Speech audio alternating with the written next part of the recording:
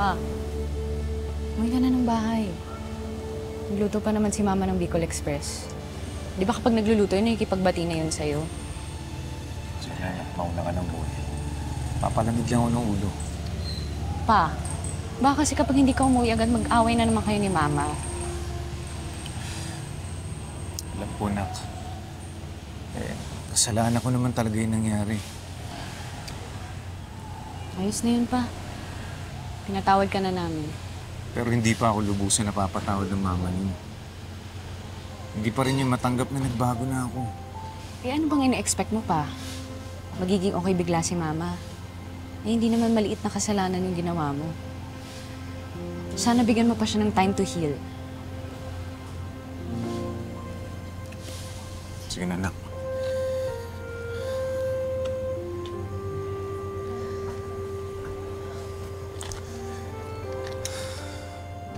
Pa,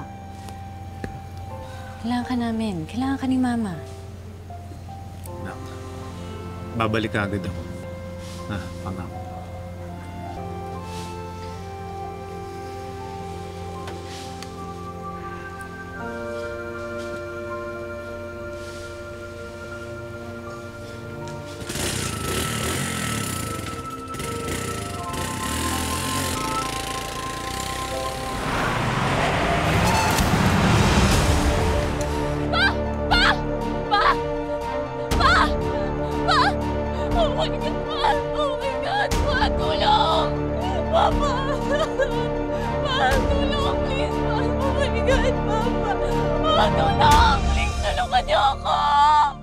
Nang maaksidente si Joey, nagdesisyon si Marie noon na patawarin na si Joey at tuluyan ng kalimutan ang mga nagawa nitong pagkakamali.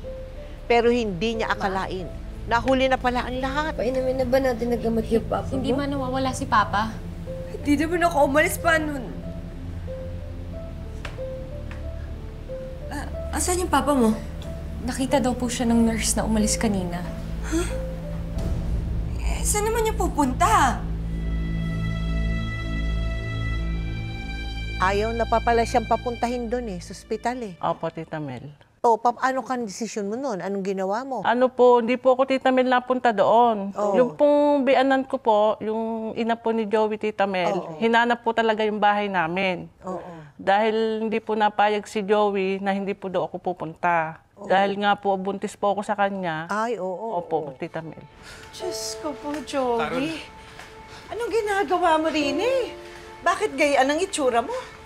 Na-aksidente ako. Tumakas ako sa ospital. Tapos nagising ako. Ikaw talaga ang mahal ko, Carol. Ako, Joey. Sigurado gulo ito. Bumalik ka na sa inyo. Hinahanap ka na ng asawa mo. Hindi. Ayoko na. Carol, dito na ako titira. Bumalik ka na sa asawa. Sabi ba na nga ba, nandito ka na naman? Marie. Naku, Marie, wala akong kinalaman dito. Diyos ko naman. Marie. Alam ko na mali na pinili ko si Carol.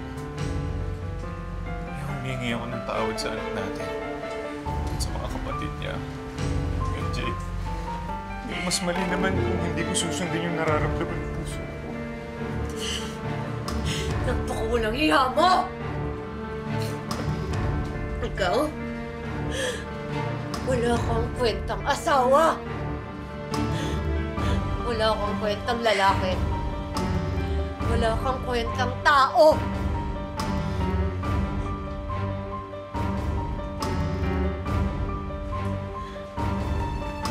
At ikaw? Ang dami naman dyan. Walang asawa. Bakit yung may asawa pa?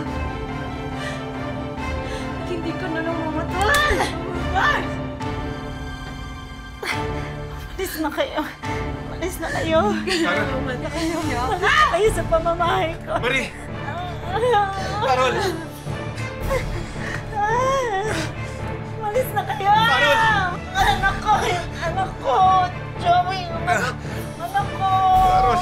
Anak natin. Malis na kayo. Oh my God. Tuwa mo sa anak namin. Joey!